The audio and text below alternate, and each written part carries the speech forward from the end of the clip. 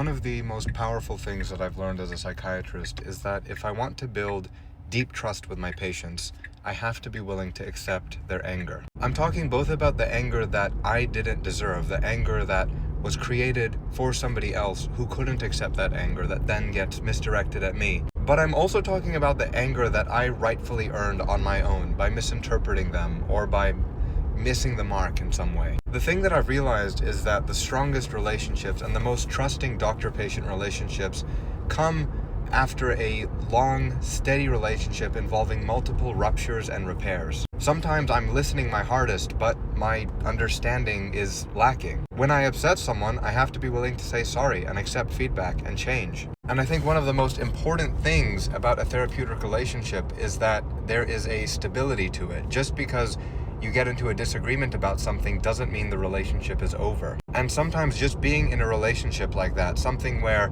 through the highs and lows, you're still there for someone, can be a tremendously therapeutic thing in and of itself. And that's across settings, that's across diagnoses, that's whether you're doing medication management or therapy.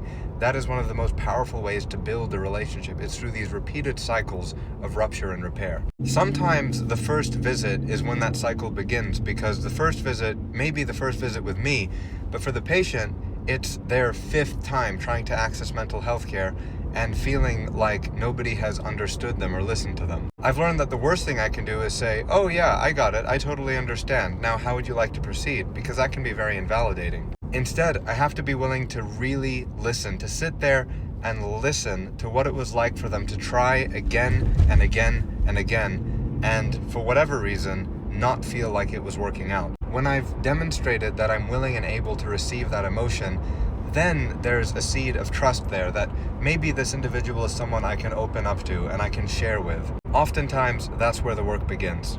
My ask is that if you've been in a cycle of rupture and repair, or if you've been in an experience where you tried to access care and it just didn't work out for you for whatever reason, if you're willing to talk about it, please leave a comment, because it helps me learn and get better. And it also normalizes that experience that not every doctor and patient are a good therapeutic fit together. And I hope by having this conversation, we're encouraging people not to give up and to keep trying to find whatever sort of help is right for them.